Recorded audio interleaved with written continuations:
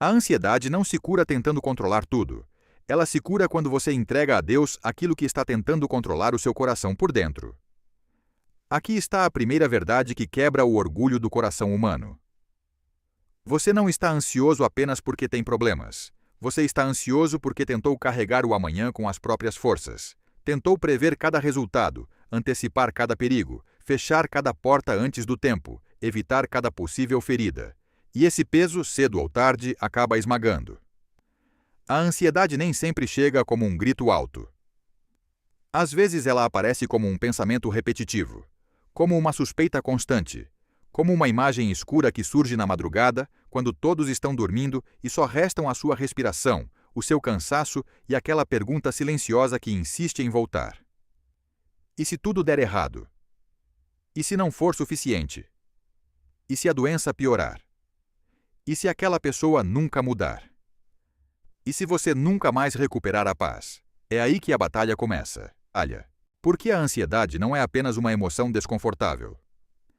Muitas vezes, ela é um ataque invisível contra a sua confiança em Deus. Ela rouba o presente. Contamina a oração.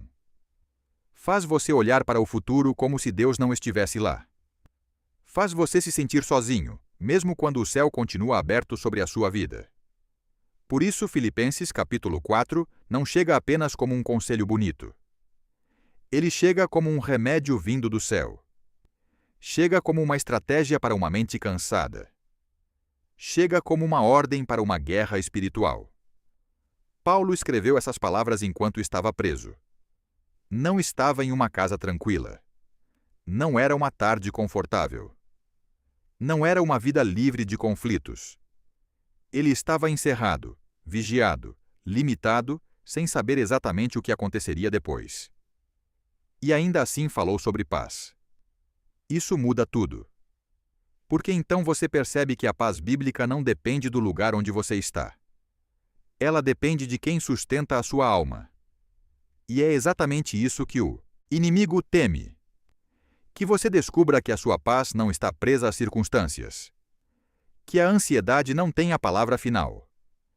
Que Deus não perde o controle mesmo quando você sente que tudo está fora do lugar. A mentira que esse princípio destrói é simples. Quando tudo mudar, então você terá paz. Mas a revelação bíblica diz outra coisa. Quando o seu foco muda, mesmo em meio ao caos, a paz pode entrar. E é aqui que começa a cura. 2. Não andem ansiosos por coisa alguma. Isso não é uma condenação. É um convite radical para parar de alimentar o medo. Escute bem essa frase. Não andem ansiosos por coisa alguma. À primeira vista parece impossível, pode até soar duro, porque você pode pensar, como não ficar ansioso se tenho contas, responsabilidades, notícias difíceis, filhos, saúde, lembranças, feridas e pressão todos os dias? Mas Paulo não está negando que a dor exista. Ele não está dizendo para ignorar a realidade. Não está pedindo que você finja, que tudo está bem. O que ele está dizendo é algo muito mais profundo. Não permita que a preocupação se torne o centro da sua vida. Não deixe o medo sentar no trono da sua mente. Isso é diferente. A ansiedade quer governar. Quer interpretar cada notícia. Quer explicar cada silêncio. Quer ampliar cada risco. Quer que você viva reagindo o tempo todo. Quer que o seu coração corra antes que seus joelhos se dobrem em oração. E aqui está um dos maiores erros espirituais. Falar mais com o medo do que com Deus. Repetir mais o problema do que a promessa. Alimentar mais o pensamento escuro do que a verdade eterna. Talvez você já tenha vivido isso. Você acorda no meio da madrugada e tudo parece maior naquela hora. A mente começa a criar cenários. A memória traz antigas derrotas. O corpo fica tenso. O peito aperta. E sem perceber, você já está lutando uma batalha inteira dentro da sua cabeça. Uma batalha que ainda nem aconteceu na realidade. É isso que a ansiedade faz. Ela faz você sofrer duas vezes. Pelo que está acontecendo e pelo que você imagina. Mas a Escritura corta esse ciclo. Não andem ansiosos por coisa alguma. O inimigo teme esse princípio porque sabe que uma pessoa que decide não se curvar diante da preocupação começa a recuperar a autoridade espiritual, começa a discernir melhor, começa a respirar diferente, começa a pensar de outra forma. E quando o pensamento muda, a vida também muda. A mentira que esse princípio destrói é esta: preocupar-se prova que você é responsável. Não. A preocupação constante não torna ninguém mais sábio, apenas mais cansado. A ansiedade prolongada não resolve problemas. Ela enfraquece, não protege, consome, não esclarece, confunde. Toda vez que um pensamento disser, você precisa resolver tudo agora, responda com verdade. Eu não vou me curvar a essa inquietação. Vou levar esse peso diante do Senhor. Isso não é fraqueza, isso é governo espiritual.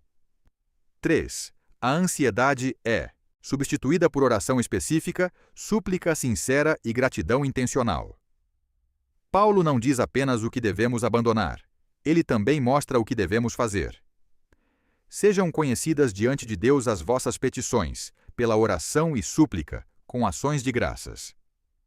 Aqui está o caminho: não reprimir, não negar, não fugir. Apresentar. Apresentar diante de Deus. Isso é poderoso porque muda completamente a direção da alma. A ansiedade prende você dentro da mente. A oração abre a porta dessa prisão. Observe a precisão de Paulo. Ele fala de oração, de súplica e de gratidão. A oração é aproximar-se de Deus. A súplica é falar com Ele com honestidade, sem máscaras, sem rigidez religiosa. A gratidão é lembrar, mesmo em meio à dor, que Deus continua fiel. E isso quebra a força do medo, porque quando você agradece, interrompe o domínio da escassez mental. Quando agradece, deixa de olhar apenas para o que falta e começa a lembrar do que Deus já fez. Quando agradece, a alma sai da escuridão da possibilidade e volta para a luz da memória. Lembre-se de quantas vezes você pensou que não suportaria uma prova, e mesmo assim está aqui. Lembre-se de quantas portas pareciam fechadas e Deus abriu um caminho. Lembre-se de quantas noites foram longas, mas o amanhecer chegou. Não foi apenas sua força. Não foi coincidência. Foi a mão de Deus sustentando você quando nem palavras existiam. O inimigo teme que você transforme a ansiedade em oração antes que ela se transforme em desespero. Alguns dizem: Deus já sabe o que sinto, então não preciso falar. Sim, Ele sabe, mas deseja o seu coração rendido, não por informação, mas por relacionamento. A oração não muda Deus. Ela muda você enquanto Deus age. Nomeie o que pesa no seu coração. Não diga apenas, Senhor, ajuda-me. Fale sobre o medo específico, sobre o diagnóstico, sobre a dívida, sobre a preocupação com seus filhos, sobre o cansaço mental. Mas agradeça, também. Essa combinação abre uma porta que a ansiedade não suporta. 4. A paz de Deus nem sempre explica o que está acontecendo, mas protege a sua mente enquanto você atravessa o processo. Aqui encontramos uma das promessas mais belas da Bíblia. A paz de Deus, que excede todo o entendimento, guardará os vossos corações e pensamentos em Cristo Jesus. Observe a força dessa palavra, guardará. No mundo de Paulo, essa palavra lembrava a imagem de soldados protegendo uma cidade. É como se Deus dissesse: quando você entrega sua carga a mim, eu coloco guardas ao redor do seu coração e da sua mente. Talvez tudo fora ainda não mude imediatamente. Mas algo dentro começa a ser protegido. E esse é um milagre que apenas quem já enfrentou a ansiedade entende profundamente. Ainda ter questões abertas e, mesmo assim, sentir uma paz que não vem da lógica. Essa paz não nasce da explicação. Nasce da certeza de a quem você pertence. O inimigo teme uma mente guardada por Deus, porque ela se torna difícil de manipular. Já não entra em pânico tão facilmente, já não se rende a qualquer pensamento invasor, já não interpreta tudo a partir da derrota. A mentira que esse princípio destrói é esta: para ter paz você precisa entender tudo primeiro. Não. Muitas vezes a paz chega antes da explicação. Muitas vezes Deus não entrega o mapa completo, mas oferece a sua presença para o próximo passo, e isso é suficiente. Quando você não entender o que está acontecendo, diga com firmeza: mesmo sem compreender o processo, recebo a paz de Deus sobre minha mente e meu coração. 5. A cura bíblica da ansiedade também exige disciplina mental. Nem todo pensamento merece permanecer na sua mente. Muitos ignoram essa verdade. Não basta orar uma vez e depois permitir que a mente continue se alimentando de veneno. Depois de falar sobre paz, Paulo dá outra instrução poderosa. Pensem em tudo o que é verdadeiro, tudo o que é nobre, tudo o que é justo, tudo o que é puro, tudo o que é amável, tudo o que é digno de louvor. Porque a ansiedade não se enfrenta apenas no altar da oração. Ela também se enfrenta no território dos pensamentos. O que você permite entrar, cresce. O que você repete se fortalece. A mente é como um jardim. Se espinhos entram o dia inteiro, não se surpreenda se tudo dentro começar a doer. Se você rega o medo com horas de pensamentos escuros, notícias sem filtro, lembranças tóxicas e conversas derrotistas, a ansiedade encontra solo fértil. Mas Paulo convida a uma escolha consciente. Filtrar, discernir, não aceitar qualquer ideia como verdade. Isso é maturidade espiritual. Nem todo pensamento vem de Deus. Nem todo sentimento define a realidade. Nem toda imagem mental merece sua fé. Existem pensamentos que chegaram apenas para drenar sua força. Ideias que surgem para roubar sua alegria. Mentiras antigas que retornam disfarçadas de prudência.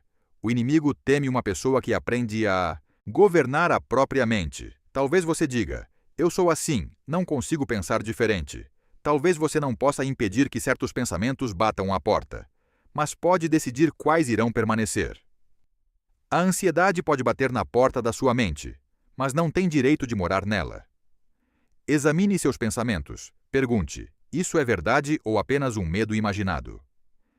Isso me aproxima de Deus ou me empurra para o desespero? E quando identificar uma mentira, substitua-a por uma verdade bíblica. Não basta remover, é preciso preencher. 6. O segredo final de Paulo não é ausência de necessidade, é contentamento em Cristo. Aqui a mensagem se aprofunda ainda mais. Alguém poderia ouvir tudo isso e perguntar: e se a situação demorar para mudar? Paulo responde com uma lição nascida do sofrimento real. Aprendi a viver contente em toda e qualquer situação. Aprendi. Isso significa que não foi automático, não foi instantâneo, foi um processo, uma escola espiritual. Paulo conheceu abundância e escassez, liberdade e prisão, companhia e abandono. E nesse caminho descobriu um segredo que a ansiedade não quer que você saiba. A sua estabilidade não precisa depender do que acontece ao redor. Ela pode descansar em Cristo. Isso não é resignação fria, é enraizamento. A ansiedade grita: se isso não mudar, você vai cair. Cristo responde: eu sou suficiente para sustentar você enquanto espera. O inimigo teme que você descubra que Cristo não apenas salva do pecado, mas também estabiliza o coração durante o processo. A mentira diz: só estarei bem quando tudo acontecer como espero. Mas a verdade é outra. Você permanece firme quando aprende a descansar em Cristo acima do resultado.